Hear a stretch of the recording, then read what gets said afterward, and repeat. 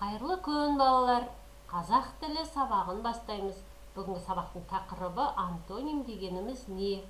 Сен осы сабақта антоним сөздерді ажыратуды үйренесің және оларды сөйлеуде қолданатын боласың. Алдымен екі қол деген өлеңді түсініп оқиық. Қол жуғыштың қасына келе қалды балақан. Ысқылады асыға алақанды алақан. Ысқылады асыға оң қол менен сол қолын. Ысқылады асыға сол қолы мен оң қолын. Қарап еді сосын ол тап-таза деп қуанды. Қандай жақсы екі қол бірін-бірі жуады. Өлеңді Мүбәрак Жаманбалинов деген ағаларың жазған екен. Өлең не туралы балалар? Біздің екі қолымыз, қолымызды жуған кездегі оң қолымыз, сол қолымыз, оң қолымызды жуып тазалайды екенін оны білеміз. Енді өлеңде оң және сол деген сөздер бар. Олардың айтылуы мен білдіретін мағынасы бойынша осы екі сөз салыстырып көрейік. Бұл сөздердің мағынасы бір-біріне жақын ба, әлде екеуі бір-біріне қарама-қарсы ма? Қалай ойлайсыңдар? Қараңдаршы оң қол мен сол қолға. Мағынасы бірін-бірін толықтырып тұр ма, әлде қарама-қарсы ма? Оң қол, сол қол. Оң, сол деген сөздердің мағынасы бір-біріне қарама-қарсы сөздер. Осындай мағынасы бірін-біріне қарама-қарсы тұратын сөздерді антоним дейді.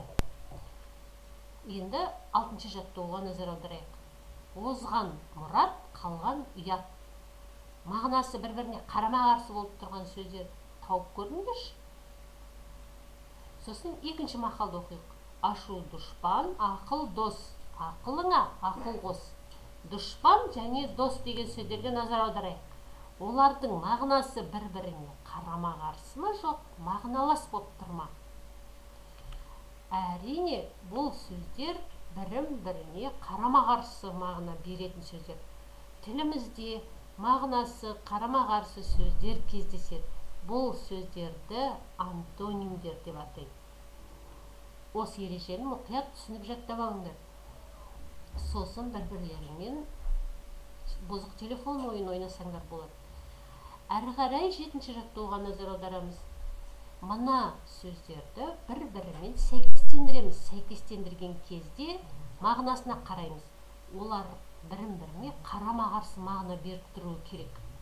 Мысалы, ащы, тұщы, қалың, әрі қарай, ұзын, қысқа, дұрыс, ерте және терең, таяз. Мағынасы қарама-қарсы сөздерді антоним деп атайды. Антоним сөздер мақал-мәтелдерде өте көп кездеседі екен.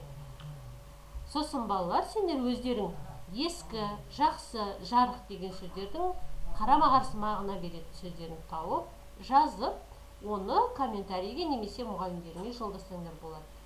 Осы сабақта сендер антоним сөздерді ажыраттыңдар, сөйлеуде қолдандыңдар, ал сендерге сабақ берген Гүлзина Жақсылық.